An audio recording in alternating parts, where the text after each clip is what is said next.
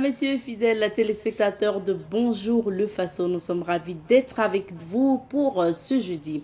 Alors, aujourd'hui, nous recevons la Brigade centrale de lutte contre la cybercriminalité, la BCLCC, qui sera là pour nous parler des fausses commandes. Voilà, et nous allons justement connaître le mode opératoire de ces cyber-escrocs-là qui parlent de fausses commandes et qui malheureusement arrivent à faire des victimes. Et surtout, on va donner les conseils pour éviter de vous faire avoir quant au cas concernant les fausses commandes. Ça sera tout à l'heure avec Monsieur Aimé Ouedraogo, donc de la BCLCC.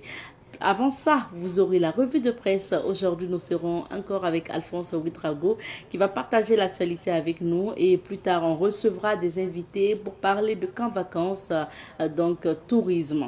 Camp vacances tourisme et camp vacances atelier de loisirs et d'éducation. Ce sont les vacances, donc naturellement, on parle beaucoup de camp vacances. Alors, madame, messieurs, fidèles téléspectateurs de Bonjour le Faso, bonjour à tous et bienvenue à ce nouveau numéro de l'émission. Alors, pour débuter l'aventure, direction le quartier Wemtenga pour débuter. Et pour à la découverte de cette semaine, nous sommes installés dans le quartier Wemtenga et nous passons le bonjour. Nous nous inclinons, nous marquons nos respects donc au Wemba Ligdi, chef donc de Wemtenga. Et nous avons une pensée spéciale aussi à l'endroit du président de l'association Wemdo qui a bien voulu nous conduire à la visite, que ce soit du palais du Wemba Ligdi, que ce soit donc de la rue Wemba Poko, parce que oui, c'est cette rue Wemba Poko là que nous découvrons à travers cette rubrique à la découverte d'eux et on découvre l'histoire de la princesse Wemba Poko. On poursuit avec les témoignages de la semaine. L'association Wendoro est une initiative des filles et fils de la lignée Wemba. Tous ceux qui sont de la famille Wemba sont membres d'office de cette association. Elle a été créée, reconnue officiellement en 2009. Sinon, nous avons commencé bien avant. Alors, c'est en 2009 que nous avons eu le premier récépissé. Alors, et tout est venu de la volonté de connaître exactement alors qui est le Wemba, quel est son rôle et comment nous pouvons aussi apporter notre contribution à la résolution des problèmes des temps, des problèmes actuels. C'est ainsi que nous avons créé l'association, en tout cas sous le leadership de Wemba Ligdi. C'est lui qui en est l'initiateur, c'est lui qui nous a réunis. Aujourd'hui, nous comptons plus de 55 villages Wemba qui se retrouvent dans 10 provinces et 6 régions de Burkina. Et nous tenons nos assemblées générales à Wemtenga dans le cours du Wemba Ligdi. Chaque année, nous avons un programme d'activité. Nous faisons des sorties dans les villages Wemba pour se faire connaître et connaître aussi la famille. Et encore, comme on a la chance que dans les villages, il y a encore des sages qui peuvent nous donner l'histoire du Wemba, nous en profitons. Nous organisons aussi des cérémonies de reboisement et surtout chaque année, nous organisons ce qu'on appelle les journées culturelles du Wemba. Et ça a lieu le mois de mars. Nous avons fait ça pour coïncider avec le 8 mars parce que nous aussi, notre début, c'était une femme, Wemba Poko. Donc c'est un hommage à Wemba Poko que nous célébrons chaque année. Alors donc on organise des activités culturelles. Pendant ces activités culturelles, il y a des activités sportives. Et on organise une journée de solidarité, un Dassandara et surtout une nuit culturelle et au cours de laquelle nous appelons d'éminentes personnalités, des gens qui connaissent bien l'histoire, qui maîtrisent, alors qui viennent faire une communication dans un lieu que nous choisissons pour que les gens puissent connaître davantage le Wemba. Parce que aujourd'hui, beaucoup de gens, des membres de notre famille sont fiers de taper à la poitrine pour dire que je suis Wemba. Parce que vous savez que actuellement, un peu partout, quand on vous parle de Wemba, alors ce n'est pas le sens que je venais de vous dire. Ce n'est pas Wemba médiateur là qu'on raconte partout. Alors, on a tendance à prendre les femmes libres, les femmes qui vagabondent, les femmes qui se vendent pour les appeler Wemba. Bien sûr, elles sont libres, comme Wemba aussi est libre. Mais la liberté, ça ne veut pas dire une libertinage. Liberté, ce n'est pas égal à libertinage. Alors, le Wemba a joui d'une liberté pour pouvoir jouer son rôle fondamental qui est la médiation et l'intercession pour une cohésion au sein du royaume aussi. Alors, c'est ainsi que depuis lors, alors je vous dis qu'avant, si vous vous mariez à une fille Wemba, alors elle doit jouir aussi de la liberté que ses parents, hommes, vivent aussi à la maison. Alors, vous savez, avant, on battait les femmes, mais jamais une femme Wemba. Si vous tapez sur la femme, une fille de Wemtenga parce qu'elle est votre femme, alors vous avez des problèmes. Alors, donc, elle avait aussi la possibilité de dire qu'elle prépare ou elle ne prépare pas. Alors, elle a la possibilité de vous dire ce qu'elle pense aussi du foyer. Donc, c'est ainsi que, au fur et à mesure que certaines femmes aussi ont commencé à recouvrir leur liberté, alors les gens ont commencé à dire que telle femme aussi elle est aussi libre comme si elle était Wemba. Mais telle femme, elle est devenue Wemba, hein? Elle est Wemba. Donc aujourd'hui, on attribue le titre de Wemba aux femmes libres, alors que ce n'est pas comme ça. Wemba, c'est une famille et c'est une famille de médiateurs. Alors, autre activité que nous menons, au-delà des activités que je viens de citer, bon, nous sommes en train d'aller vers les autres communautés. Nous sommes en train d'aller vers les autres communautés parce que je venais de dire que les 55 villages Wemba que nous avons pu recenser se retrouvent seulement dans le royaume Mossi, c'est dans le plateau Mossi. Alors que le Burkina ne se limite pas seulement au plateau Mossi. Alors, nous savons bien que chaque communauté aussi avait son organisation. C'est ainsi que nous avons décidé d'aller vers les autres communautés pour voir si en leur sein, ils ont aussi des familles qui sont commises à la tâche de médiateur pour qu'ensemble, nous puissions nous retrouver et voir comment les médiateurs traditionnels peuvent aussi contribuer pour qu'il y ait la paix au Burkina. Et nous, on ne veut pas se limiter seulement à la réconciliation, qui sera faite certainement. Mais il faut penser à l'après-réconciliation pour qu'à jamais il n'y ait plus de problème qui va encore nécessiter qu'on organise des journées de réconciliation. Alors, c'est ainsi que nous sommes allés vers les Bobos. On est allé rencontrer le roi Bobo qui nous a dit effectivement que ces jeux sont les griots qui sont les médiateurs.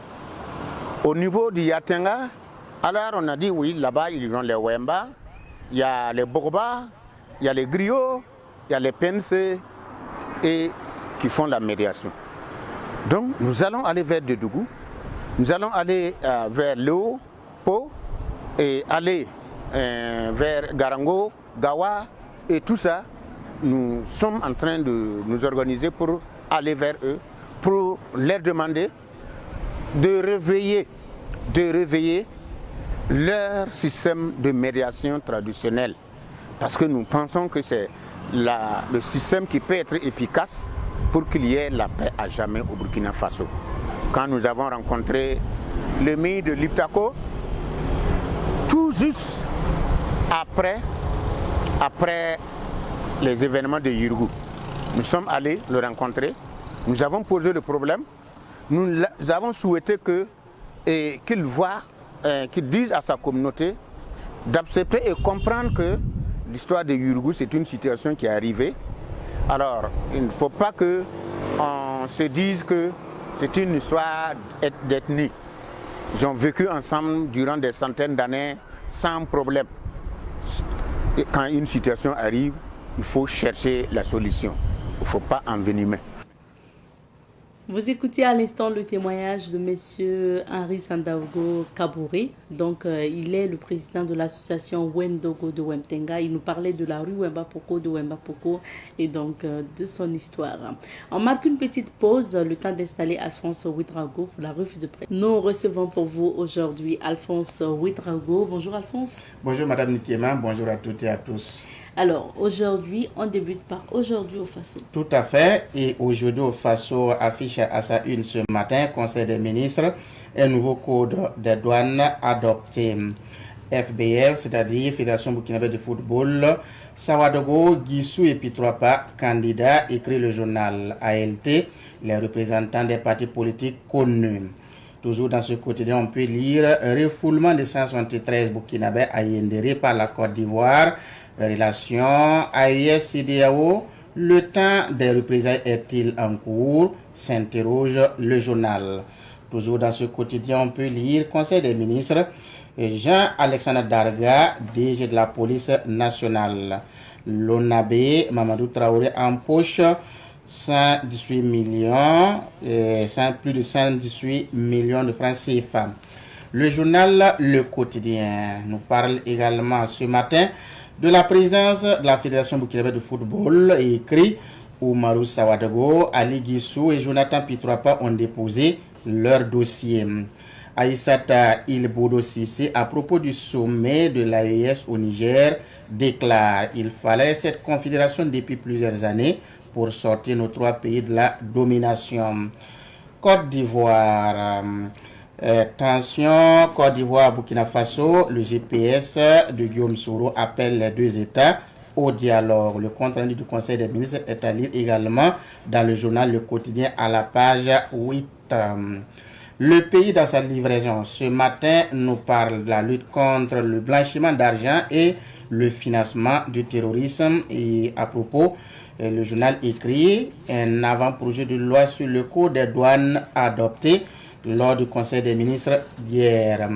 Élection à la présidence de la Fédération burkinabé de football, l'ex-étalon Jonathan Pitroapa, le colonel-major Oumarou Sawadogo et Ali Guissou en liste, écrit le journal. Dans sa rubrique Révélation, le journal Le Pays écrit Publicité des produits éclaircissants, une boutique de produits cosmétiques dans le collimateur du Conseil supérieur de la communication. Conseil des ministres vers le redémarrage de l'ex-Brafaso, écrit le journal. Archidiocèse de Ouagadougou, vaste mouvement de prêtres, écrit toujours le journal. Dans la rubrique Au camp du palais, le journal Le Pays écrit condamné pour détention illégale d'armes à feu. Actu Sport, l'Ajax, c'est le meilleur choix. Pour moi, c'est donc une déclaration de Bertrand Traoré.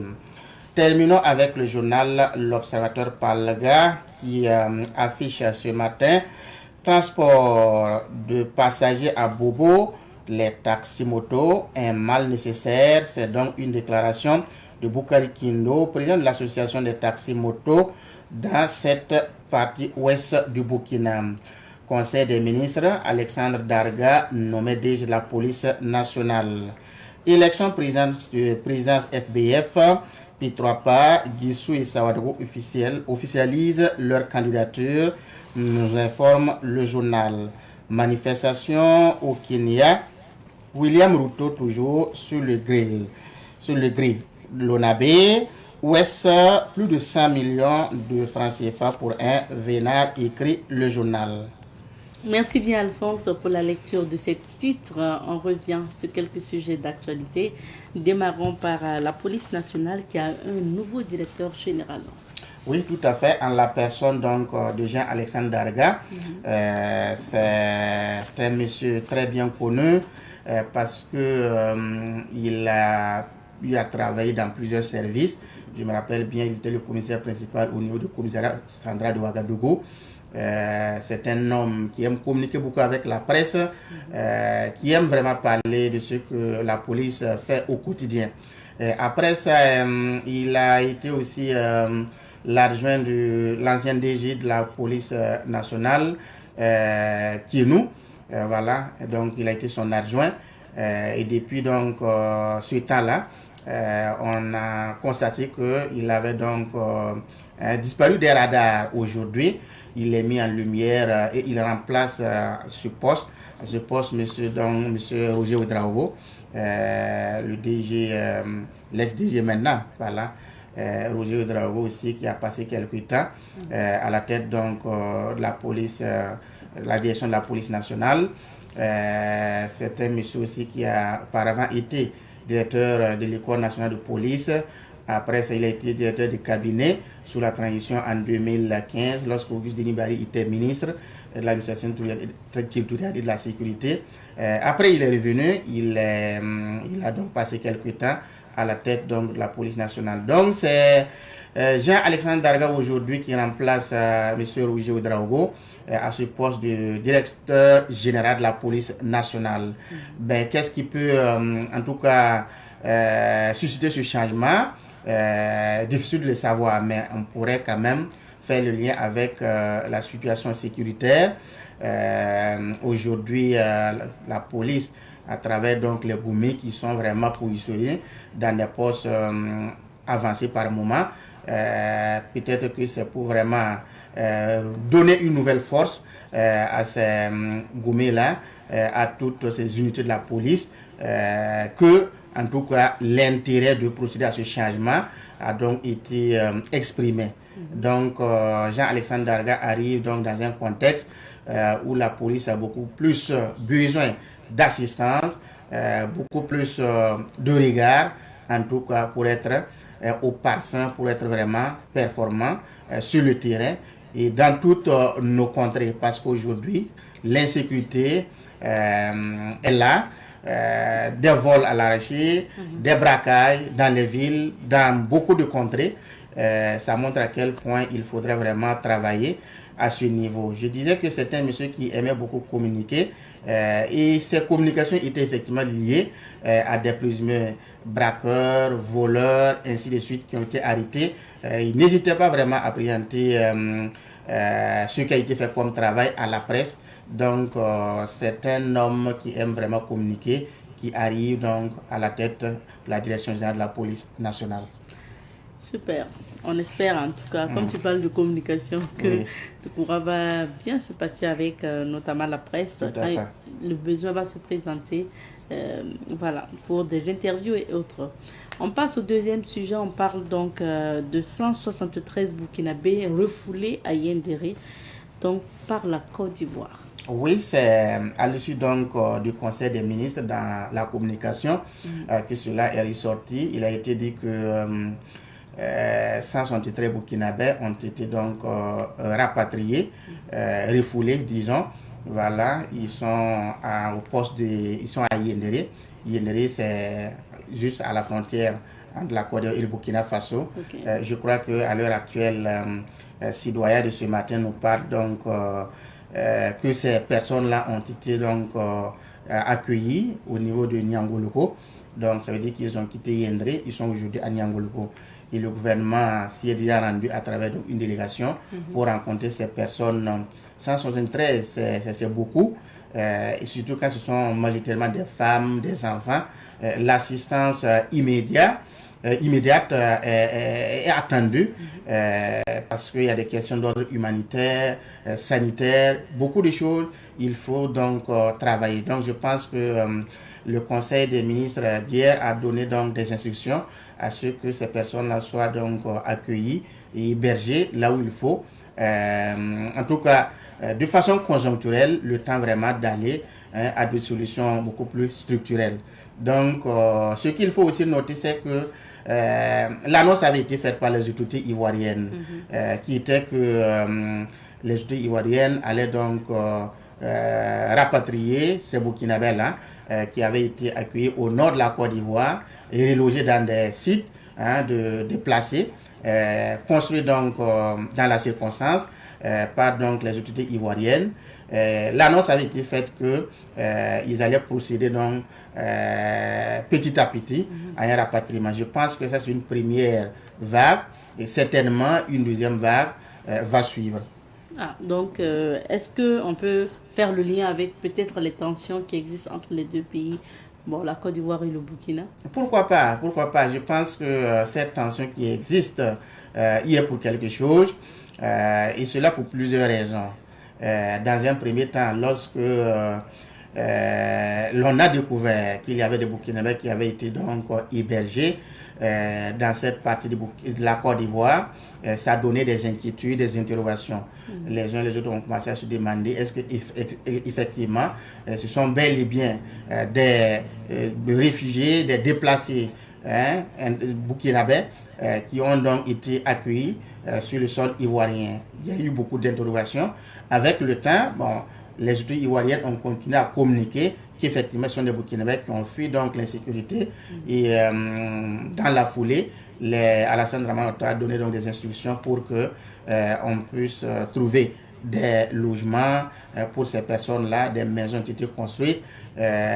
Beaucoup d'autres choses, plusieurs commodités ont donc été apportées pour permettre vraiment à ces personnes déplacées internes de pouvoir s'abriter pendant un temps soit peu, le temps de voir qu'est-ce qu'il faut faire avec ces personnes-là. Je pense que ça c'était le premier volet. Deuxième volet, il y avait ces suspicions qui étaient que il y a des gens qui quittaient par exemple la Côte d'Ivoire, qui rentraient au niveau donc du sol burkinabé et ça a un lien avec l'insécurité qu'il y a au niveau donc la frontière entre la Côte d'Ivoire et le Burkina Faso.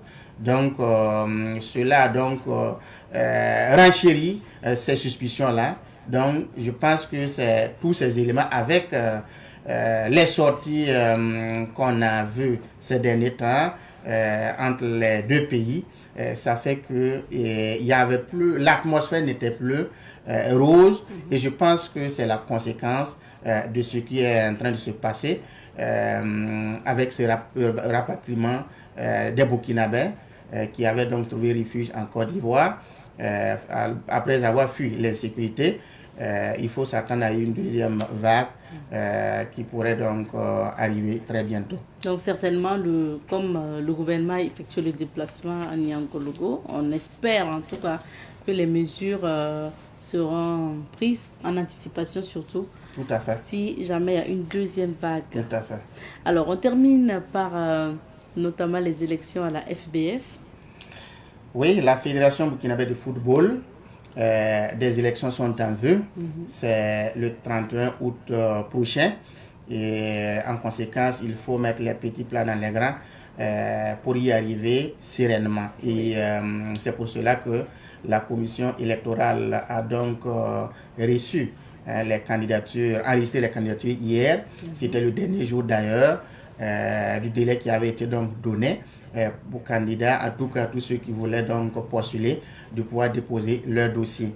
Et hier, on a vu que les trois candidats, les trois prétendants ont pu déposer leur candidature, leur dossier. D'abord, c'est Jonathan Pitropa.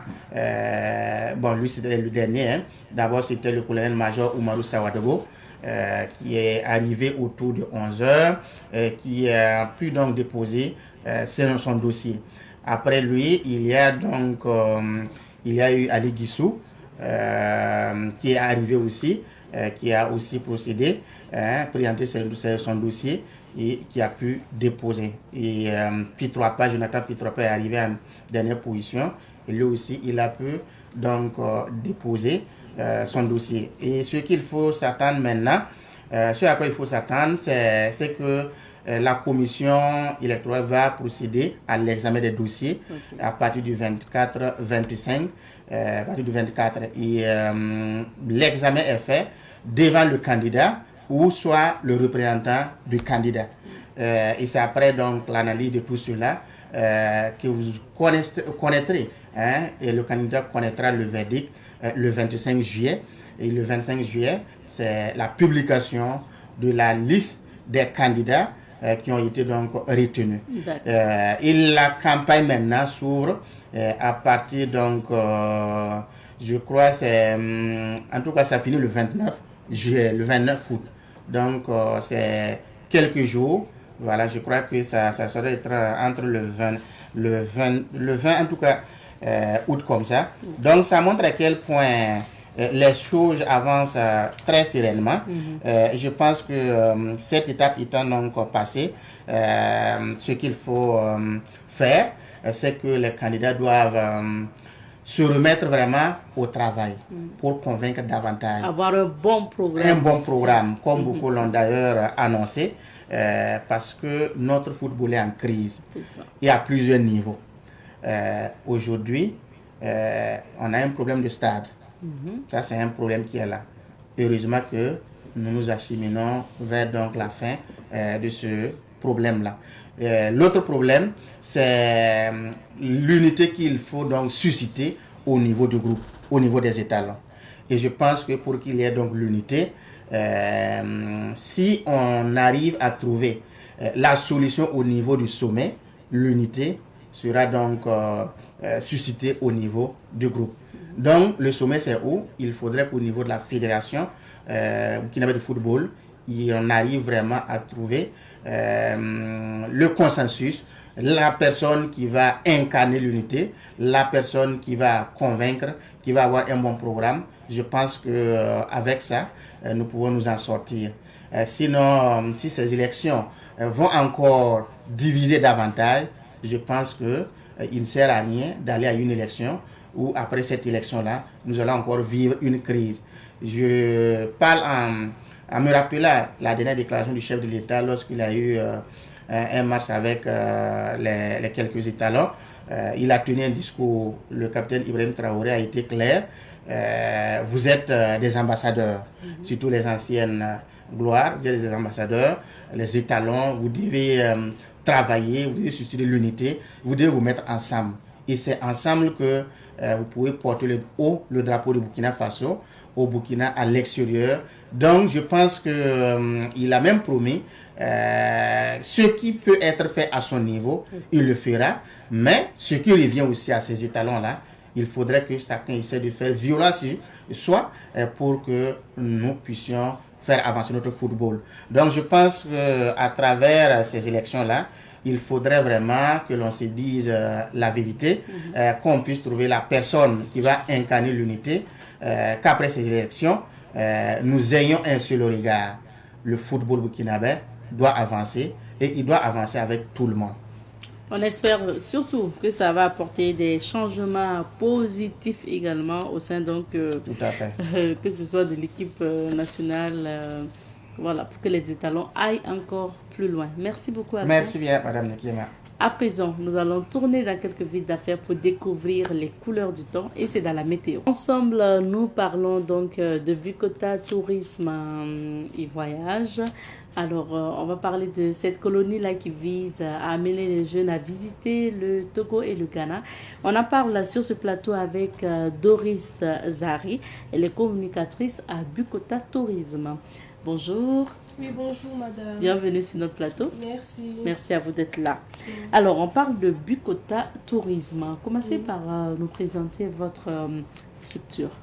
Ok, Bukota Tourisme est un site, est une entreprise de voyage. Ok. Nous organisons des colonies de vacances chaque année sur Ghana, Togo. Nous sommes les représentants de l'ONT, l'Office national du tourisme, depuis près de 20 ans maintenant au Ghana. Au Ghana? Oui. Ok. Ça veut dire que c'est une agence installée au Ghana?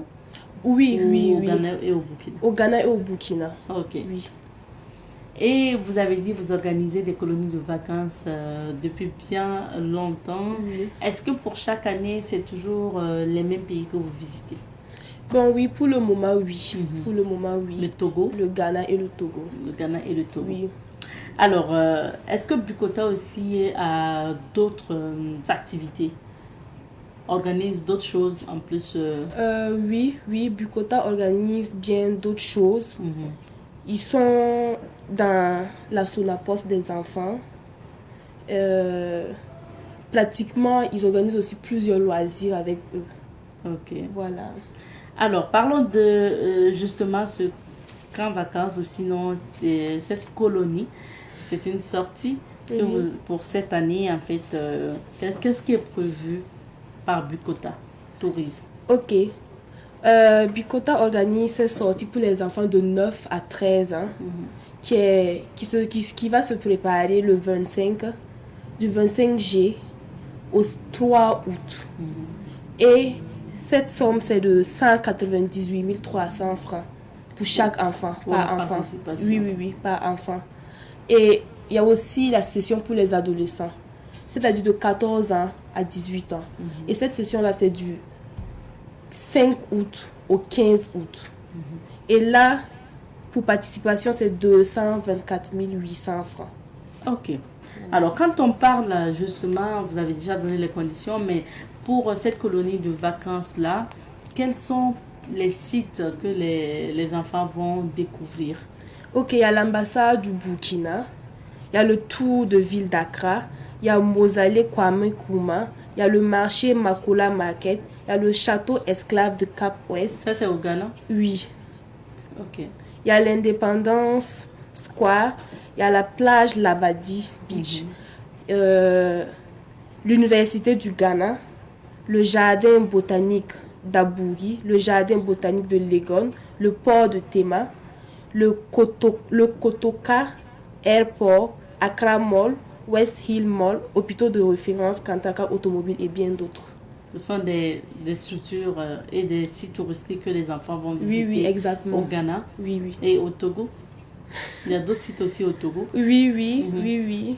Ils pourront voir le consulat du Burkina Faso. Vous parlez du consulat? Oui. Okay.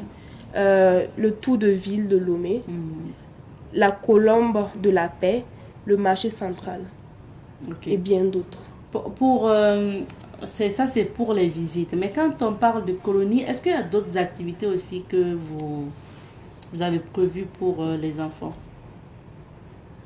Oui, il y a d'autres activités.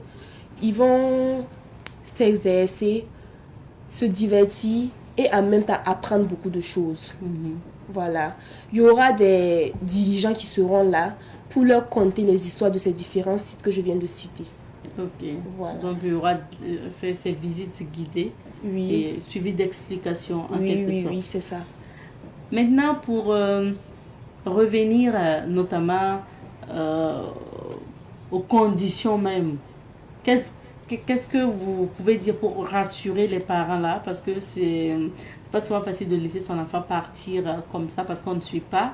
Est-ce que les conditions d'hébergement, de logement, de restauration et même de voyage seront assez intéressantes ou adéquates pour les enfants?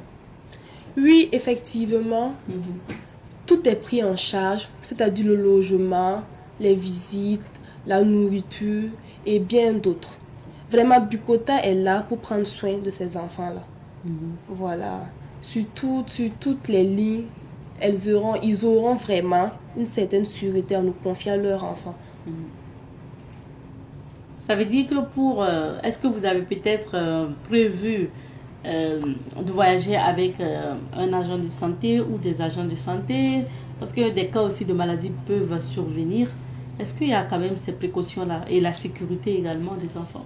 Bien évidemment, dans le cas, il y aura un agent de santé et il y aura aussi un agent de sécurité.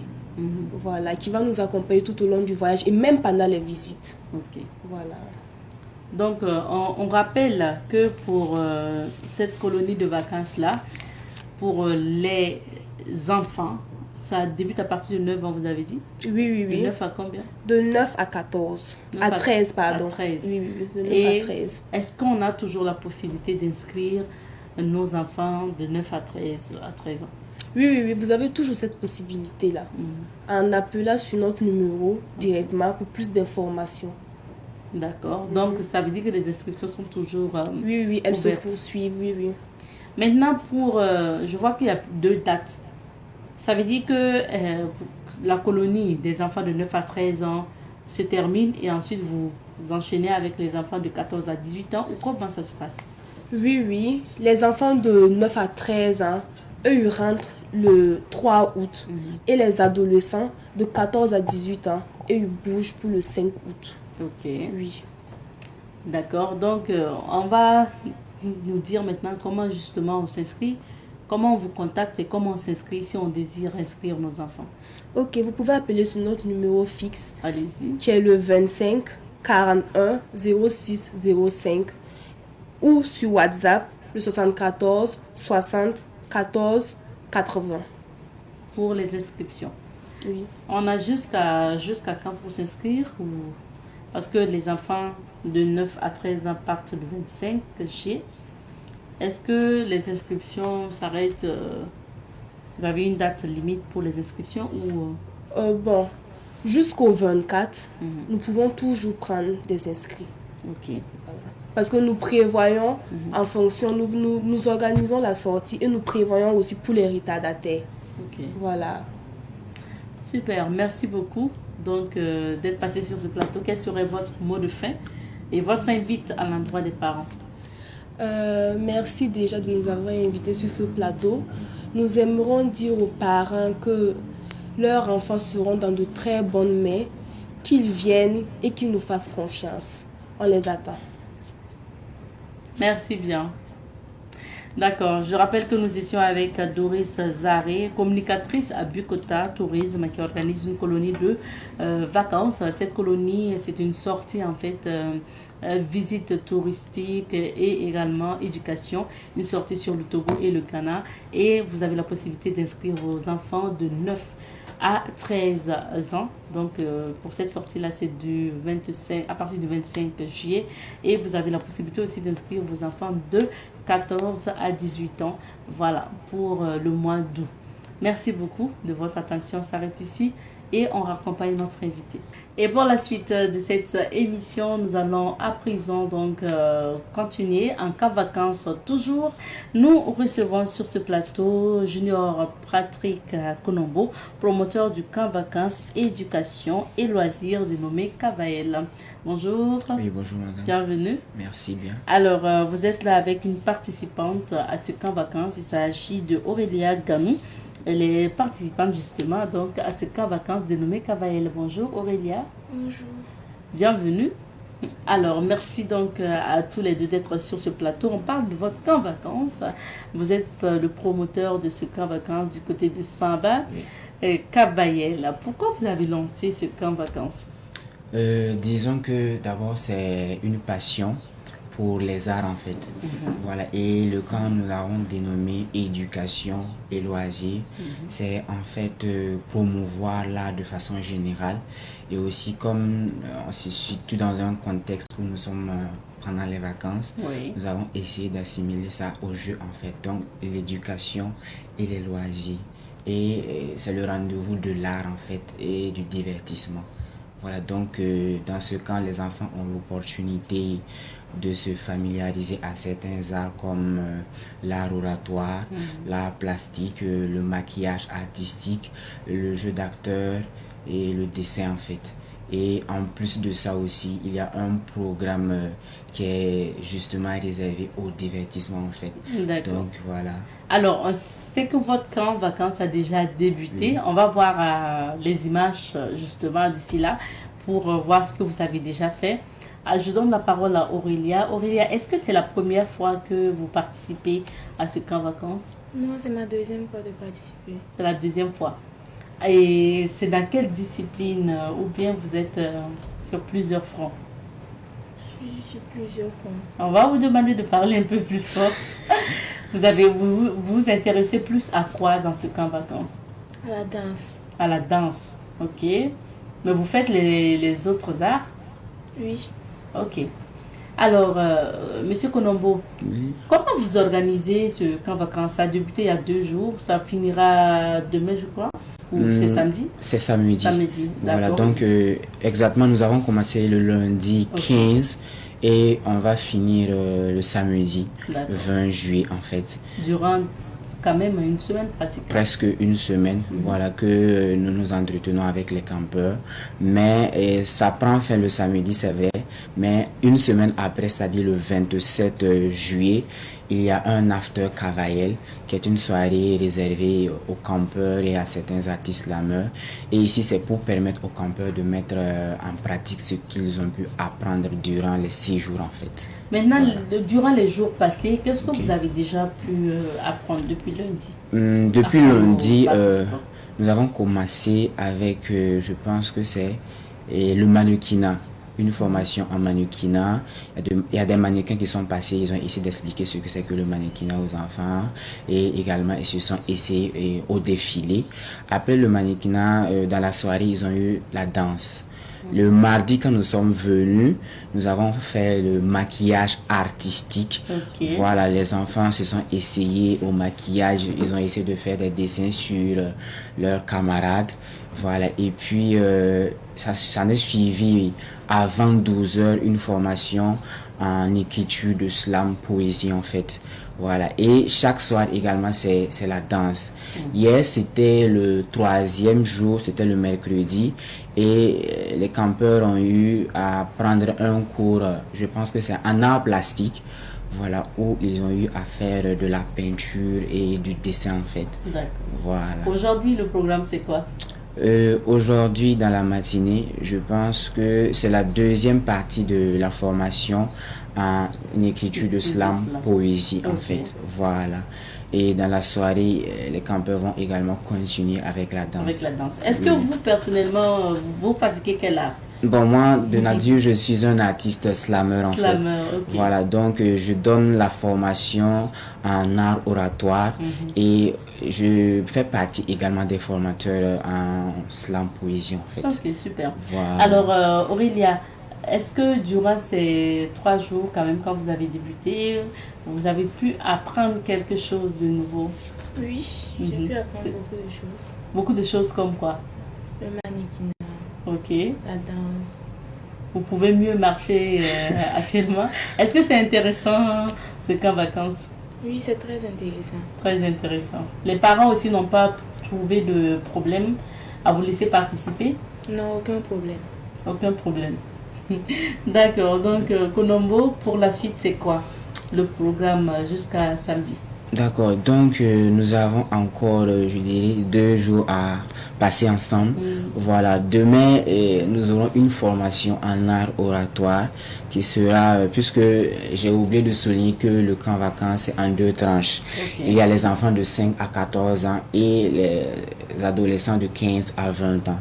Il faut noter que pour les formations, c'est pas le même contenu dans les modules. Donc demain, nous aurons spécifiquement une formation en art oratoire adaptée aux 2 tranches d'âge en fait. Okay. Voilà, et le samedi, nous allons essayer de faire un résumé de tout ce que nous avons eu à apprendre dans le camp en fait. Et le samedi aussi, l'autre spécificité est que nous aurons des invités qui vont venir partager leur expérience avec les campeurs en fait. Des artistes slameurs, des artistes peintres, des écrivains, des professeurs, etc. en fait. Voilà. Alors, pour ce camp vacances, actuellement vous êtes à combien de participants? Je dirais que pour la 3e édition, nous sommes à une trentaine de façon générale d'inscrits en fait. D'inscrits. Voilà. Est-ce que est-ce qu'on a la possibilité toujours de rejoindre l'équipe à ces jours? Oui, on a la possibilité de rejoindre l'équipe. Comme je le dis, après le samedi, l'aventure continue. Voilà, il y a les campeurs qui vont venir au lycée scientifique AIP de Saint-Val, puisque c'est là-bas que le camp se passe. Voilà, pour s'entraîner en fait. Voilà, il y a toujours des formateurs qui sont disponibles pour que les enfants puissent se préparer à la dernière soirée qui sera l'after Cavaillel en fait. Donc, pour c'est pas un enfant ou un parent qui est toujours intéressé à ce que son enfant puisse venir continuer l'aventure avec nous, c'est toujours possible en fait. C'est toujours possible. Mais c'est à quelles conditions? Franchement dit, nous avons essayé de rendre les prix accessibles parce que notre objectif c'est ici de promouvoir l'art en fait. Donc c'est tout simplement au prix de 4000 francs pour toutes les formations en fait. Toutes les formations. Voilà. Alors Aurélia, Qu'est-ce que vous pouvez dire à vos camarades qui n'ont pas encore rejoint l'équipe? Bon, je peux leur dire de venir participer parce que c'est un très grand camp et très intéressant. C'est très intéressant. Donc, ils n'ont qu'à vous rejoindre. Ok. Konombo, qu'est-ce que vous pouvez dire à ces parents-là qui hésitent encore à amener leurs enfants ou les enfants aussi qui veulent venir? Le message que j'ai à passer aux parents d'abord, voilà, c'est de laisser les enfants et venir participer à ces genres d'initiatives parce que ça construit en fait, ça participe à la construction de leur éveil d'esprit. Voilà, ils sont au camp, ils se familiarisent aux autres apprenants, aux formateurs. Et ce qui est très intéressant est que souvent les enfants eux-mêmes nous impressionnent par leur capacité à mémoriser, à découvrir, à poser certaines questions en fait. Et aux enfants qui suivent également le message, c'est pour vous d'utiliser utilement les vacances en fait. C'est vrai que les vacances c'est fait pour s'amuser, mais c'est important aussi de se divertir, mais d'apprendre quelque chose d'utile en fait. Voilà, parce que Cavaillel, c'est le rendez-vous de l'art et du divertissement. Et dans ces arts, vous allez forcément trouver quelque chose qui vous tient à cœur forcément en fait. Voilà. On espère bien. Merci beaucoup. Merci d'être passé. Konombo vous souhaite bonne suite. Merci pour bien. ce camp vacances, éducation et loisirs. Et le 27, ça sera donc l'After Cavaillel. Voilà. C'est vraiment la soirée culturelle. Effectivement, en quelque sorte. Voilà. Ok, merci bien Aurélia et bonne suite pour ces formations dans ces différents arts-là. Donc, bonne chance. Merci. Merci.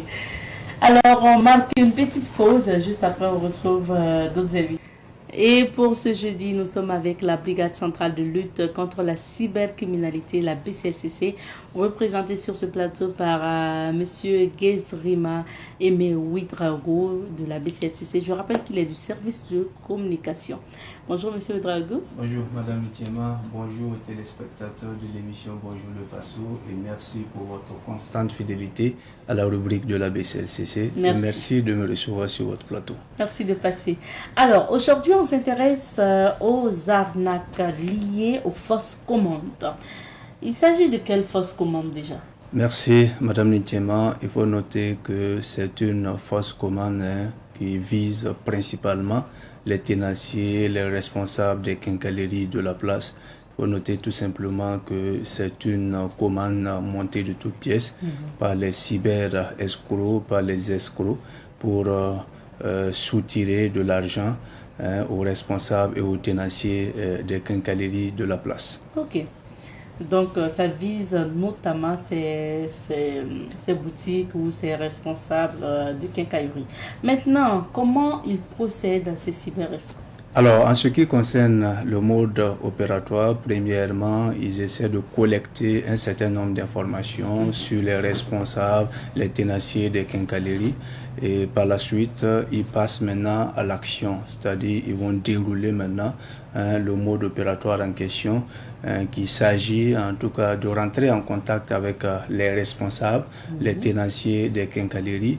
Ils vont faire croire en tout cas à ces tenanciers-là qu'ils ont soumissionné à un marché et qu'ils ont obtenu un marché public dans le cadre de la réalisation des infrastructures scolaires, des infrastructures sanitaires dans une localité donnée. Généralement, ils donnent Tangendasouri, Zignalé, comme Silera. Et donc, ils veulent faire affaire avec vous. Donc, ils veulent commander un lot de matériaux de construction, c'est-à-dire les tôles, une certaine quantité de tonnes de ciment, Des de fer à béton, oui, des pointes, etc., etc. Et donc, soit il y a quelqu'un qui vous a recommandé, soit en tout cas de par le passé, il a eu à faire des commandes avec vous. Donc, il souhaiterait lancer une grosse commande avec vous et va demander si vous aviez un stylo à côté pour noter la commande directement parce que c'est urgent. Et donc, il va vous demander 50 à 60 tonnes de ciment, telle quantité de fer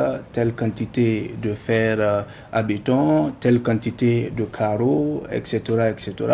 Et donc, il va vous demander de lui envoyer par WhatsApp une facture pro forma de la commande en question. Quelque temps après, le commerçant s'exécute et il va faire le point, il envoie une facture pro forma en bonne et due forme sur le WhatsApp du cyber-escroc en question.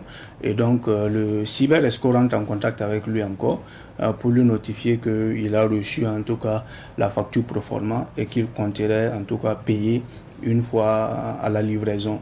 Okay. Et donc, mais avant, il y a une urgence. Il se trouve qu'il y a des contrôleurs qui doivent passer sur le site là, soit à Zignaré, soit comme Silga, soit à Tangandasouri, pour en tout cas contrôler en tout cas l'état des travaux du marché en question.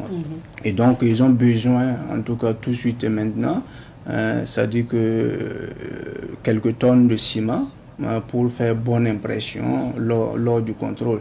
Ils vont demander au tenancier là, est-ce qu'il peut livrer 10 tonnes ou 20 tonnes de ciment dans 1 heure ou dans 2 heures. Ah oui. Et donc, alors que vous n'avez pas encore conclu le marché en fait. Vous n'avez pas encore conclu le marché physiquement. Voilà, c'est un marché conclu en ligne.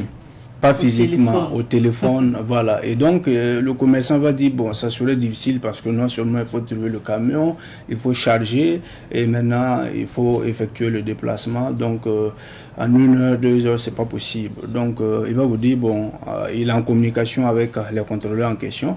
Il va vous remettre le numéro du chef de chantier qui est déjà sur le site. Et donc, vous allez gérer le reste avec lui. Et donc, il vous donne le numéro du chef de chantier qui n'est autre personne que son complice. Souvent, ils sont même ensemble.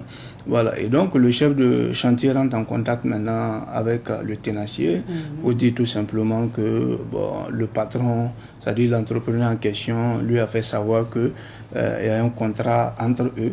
Et donc, il souhaiterait qu'on livre rapidement les 10 tonnes de ciment ou les 20 tonnes de ciment dans 1 heure parce que les contrôleurs sont en route pour venir contrôler.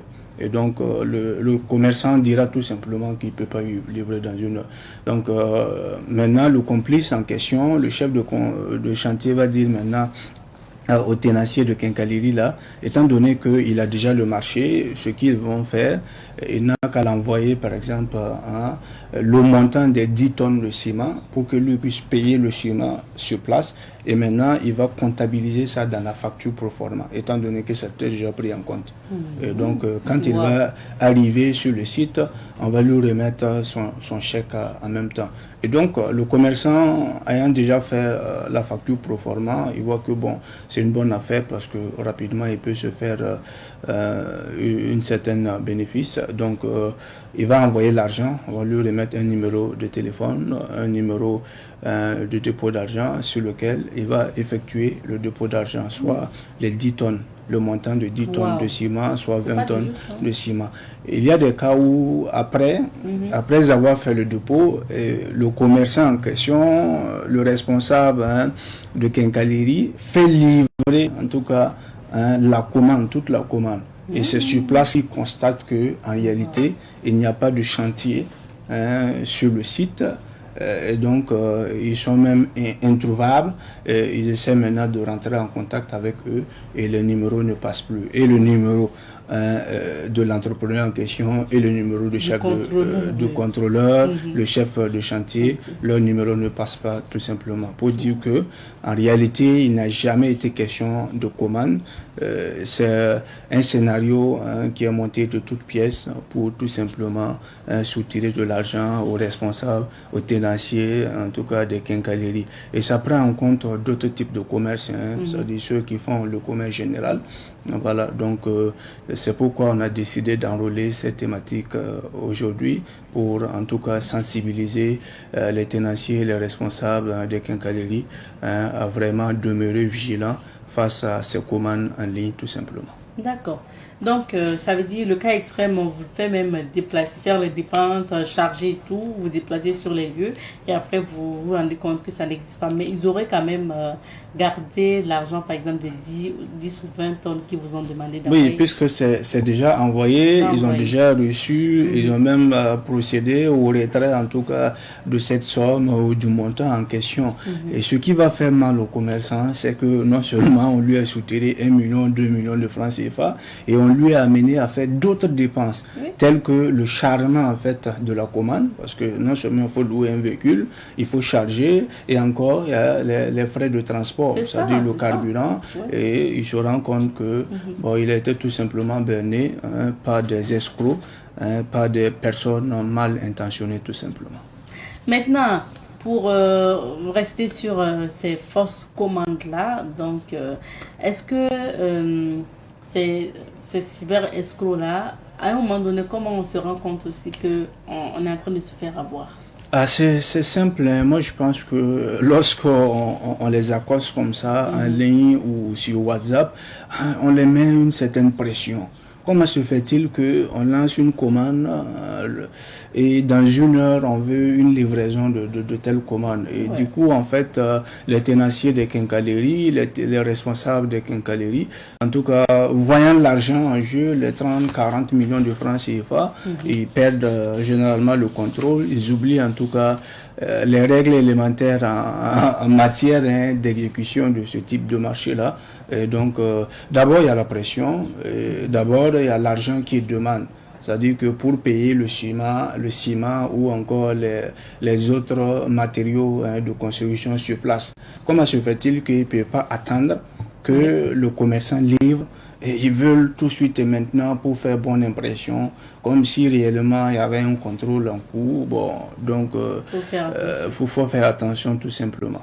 À votre niveau, en moyenne, combien peut-être de cas vous avez pu recenser concernant ces fausses commandes? Je pense qu'au cours de chaque semaine, on enregistre 5 à 10 cas liés à ce type d'arnaque-là. Et donc, ça sévit actuellement au Burkina Faso. Donc, c'est pourquoi on a décidé quand même d'en parler pour, en tout cas, prévenir et demander, en tout cas, à tous ceux qui ont été victimes de ce type d'arnaque-là de passer à la BCLCC pour porter plainte. Également, inviter les tenanciers, les responsables des quincailleries qui ont failli être victimes de signaler les cas également suspects afin que la BCLCC puisse diligenter une enquête en vue d'interpeller ces auteurs d'infractions, ces cyber-escrocs, en tout cas qui passent leur temps à soutirer de l'argent aux honnêtes citoyens. Et en termes de préjudice causé par ces cyber-escrocs spécialisés dans les fausses commandes-là, est-ce qu'on peut avoir une idée? Pour le moment, on n'a pas fait une évaluation. Je pense qu'on est à l'ordre d'1 million, 2 millions de francs CFA par cas. Par cas, généralement. Cas, généralement. Ça dit que c'est le même mode opératoire pour tous les tenanciers lorsqu'ils les abattent.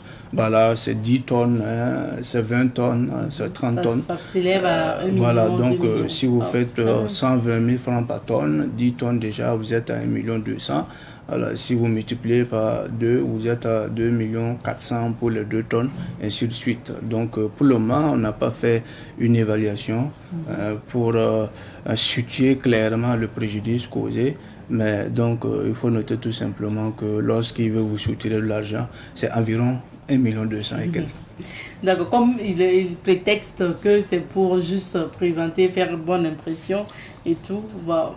D'accord, merci beaucoup, Monsieur Ouedraogo. On va néanmoins rappeler peut-être les conseils pratiques aux téléspectateurs pour éviter de se faire avoir. Parce que les réseaux sociaux et puis Internet et puis en passant par le téléphone, ces cyber-escrocs aussi passent par tout ça pour utiliser d'autres moyens et avoir les honnêtes citoyens. Je me rappelle que chaque fois quand je discute avec vous, vous avez dit on démantèle des réseaux on explique des modes opératoires. Après, ils réinventent. Ces cyberscoules aussi réinventent une autre manière d'avoir les populations. Ils sont ingénieux, en tout cas, ces cyber-escrocs-là. Chaque jour, ils amènent des stratagèmes pour escroquer, en tout cas, les honnêtes citoyens. C'est pourquoi on va demander aux honnêtes citoyens d'être prudents, de demeurer vigilants lorsqu'ils sont en ligne, lorsqu'ils reçoivent des coups d'appel de certaines personnes qui prétendent être X ou Y et qui souhaiteraient faire affaire avec eux.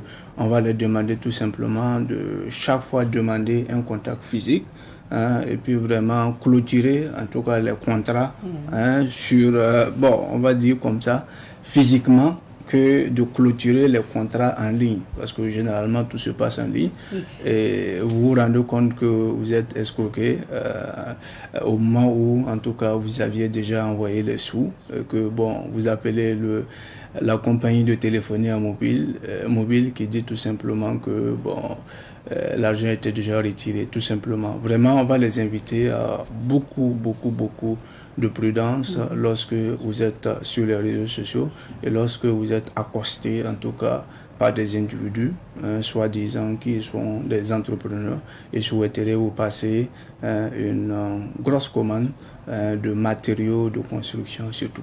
Et vigilance. Si vous êtes victime, on peut contacter la BCLCC. Si vous êtes victime, vous pouvez contacter la BCLCC, même si vous constatez des cas suspects. Vous aviez la possibilité de signaler cela à la BCLCC à travers le contact de la BCLCC qui s'affiche au bas de votre petit écran. Le numéro de téléphone, c'est un numéro fixe, c'est pas un numéro vert, je précise. Voilà, c'est le 25, le 39, le 58, le 42. Étant donné que nous sommes dans l'espace numérique, nous sommes dans le web, vous aviez la possibilité de porter votre plainte en ligne à travers l'adresse qui s'affiche au bas de votre petit écran. Alors, c'est tout en minuscule, c'est cyber, comme vous l'entendez, cybercrime, @securite, c'est-à-dire sans accent, .gov.bf. Et vous aviez la page Facebook de la Brigade centrale de lutte contre la cybercriminalité où vous aviez l'information saine, l'information juste, l'information équilibrée en lien avec la cybercriminalité au Burkina Faso. Merci beaucoup. Merci beaucoup, Madame Ntiema. Rendez-vous jeudi prochain pour un autre numéro, une autre thématique. C'est toujours sur la même chaîne, Savane TV. Et avant, prenez soin de vous. Merci beaucoup, Monsieur Ouedraogo. Restez avec nous et je vous invite à vous joindre à moi pour souhaiter un merveilleux anniversaire à une personne aussi qu'on aime très bien. Il s'agit de Mariette Kokwaga. Alors, réalisatrice à Savane TV, réalisatrice aussi de cette émission Bonjour le Faso. Ce n'est pas sa semaine seulement. Alors, on lui souhaite un merveilleux anniversaire. Profite de ton jour. Que Dieu t'accorde tout ce que tu désires et que Dieu t'accorde la santé. Vous voulez dire un mot à Mariette? Joyeux anniversaire à Mariette. Okay, vraiment, elle fait du bon boulot. Longue vie à elle. Merci. Dieu la bénisse. Amen, amen. Merci beaucoup, ma chérie. On t'envoie plein de bisous comme ça. Merci. Et beaucoup d'énergie surtout. Beaucoup d'énergie. De l'énergie, elle en a beaucoup d'énergie encore.